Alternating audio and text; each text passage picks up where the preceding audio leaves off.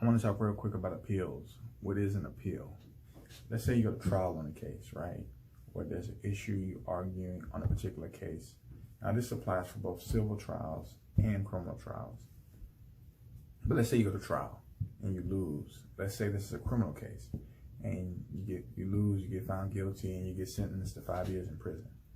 There are certain issues that you thought the judge might have decided wrong, right? You say, hey judge, I think you messed up on this ruling.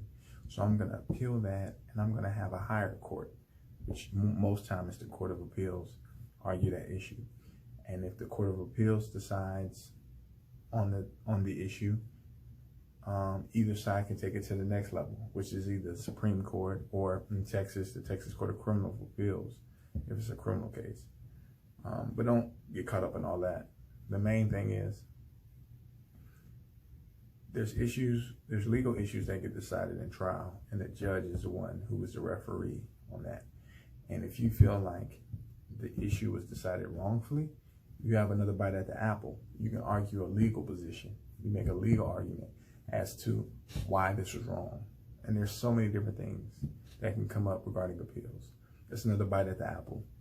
The thing about appeals, though, the court reporter in the trial, they record the record. The court reporter is probably the most important person in the courtroom during the trial because they're recording the record. What is written down is what happened. If it's not there, it didn't happen. So when it comes to appeals for the most part are based off what is in the record.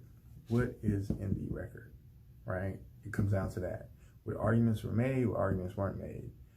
It's very hard to bring in new information, new evidence. There's some situations where you can, but for the most part, understand you're stuck to what the record is, what was said in the trial.